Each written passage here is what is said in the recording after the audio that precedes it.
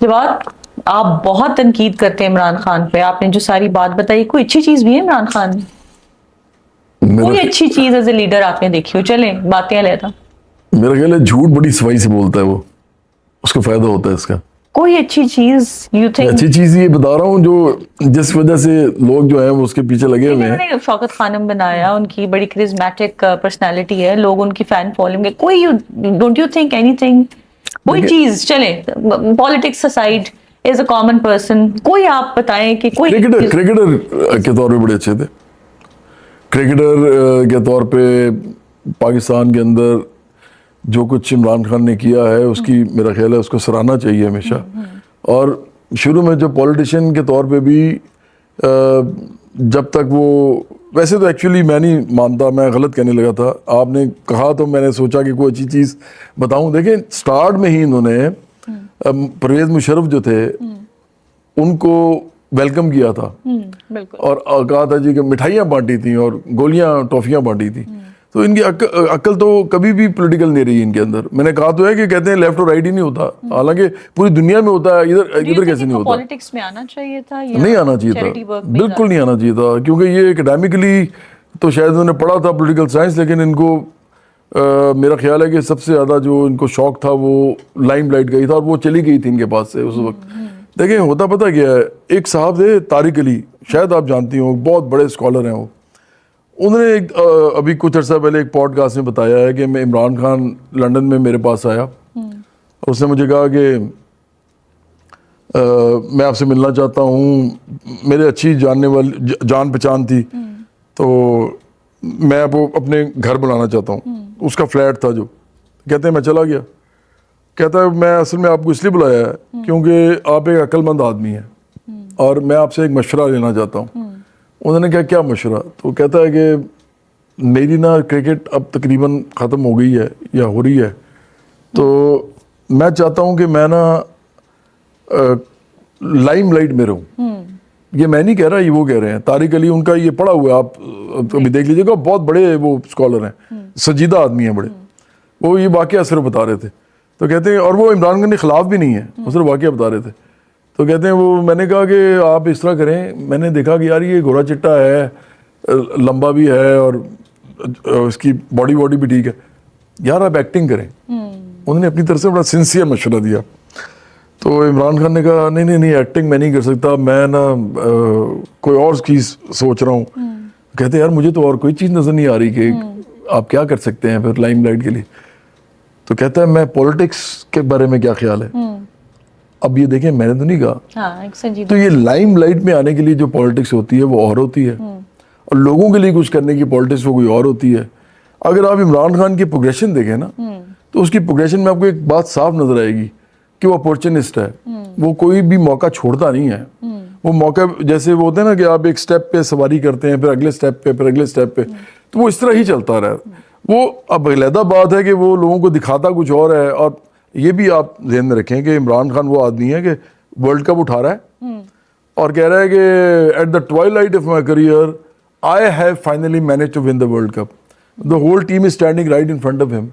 How can you say that? مطلب how can you be so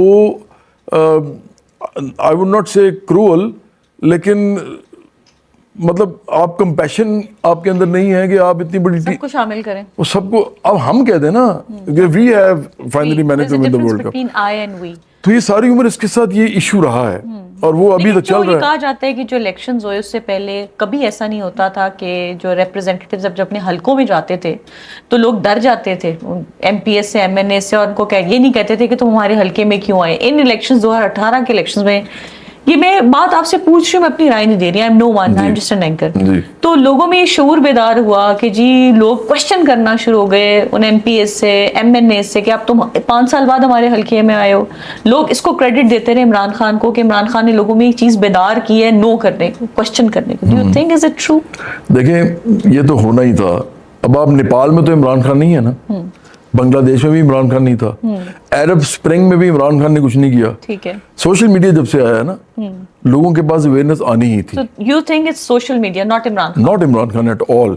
دیکھیں social media کو use کرنا politics کے اندر یہ ہر جگہ شروع ہو گیا تھا.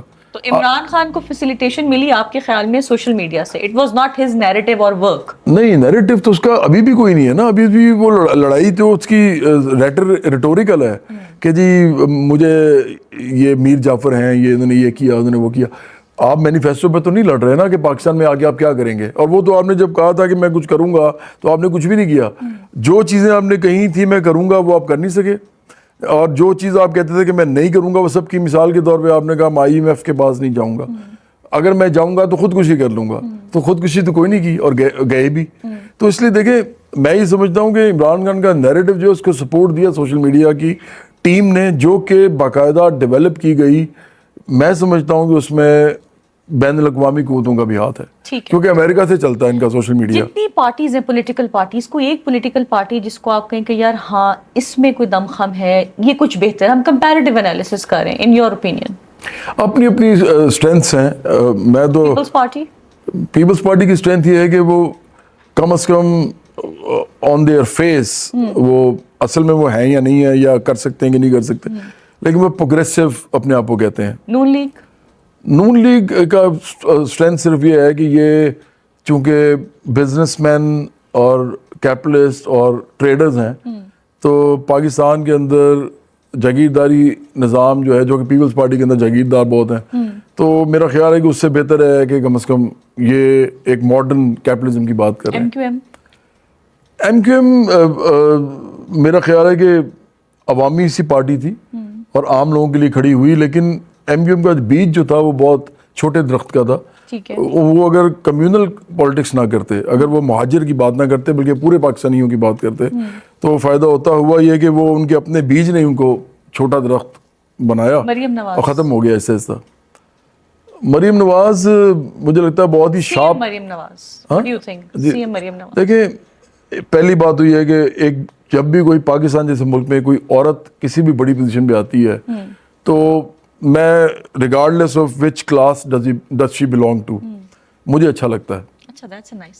کیونکہ عورت کا آنا ہی اس ملک میں پاور کی پوزیشن پہ، میں کہتا ہوں چاہے وہ بشرا بی بی بھی آ جائے نا، اور لیکن عقل مندی کے ساتھ کوئی کام کرے نا، یہ روحانیت اور یہ وہ اس طرح کی باتیں نہ بتائیں ہمیں، وہ پھر آپ سائنٹیفکلی کام کریں تو مجھے وہ بھی خوشی ہوگی اگر power position. What about Maryam Nawaz? میں وہی کہہ رہا ہوں کہ مریم نواز جو ہے وہ، مجھے میرا اختلاف ان سے یہ ہے کہ وہ ایلیٹ کی ریپرزینٹیو ہیں اور وہ ایلیٹ کیپچر کا ہی حصہ ہیں، لیکن ایز اے وومن انہوں نے جو کچھ ابھی کیا ہے اپنی کیپیسٹی میں، جو ہماری پارٹی تو بالکل اگری نہیں کرتی، عام آدمی کے لیے نہیں کچھ زیادہ ہو رہا، لیکن یہ جو ایڈمنسٹریشن ہے، پھر یہ جو گورننس کا سسٹم ہے، پھر انفراسٹرکچر تھوڑی سی ڈیولپمنٹ جو ہے، as compare to Usman Buzdar.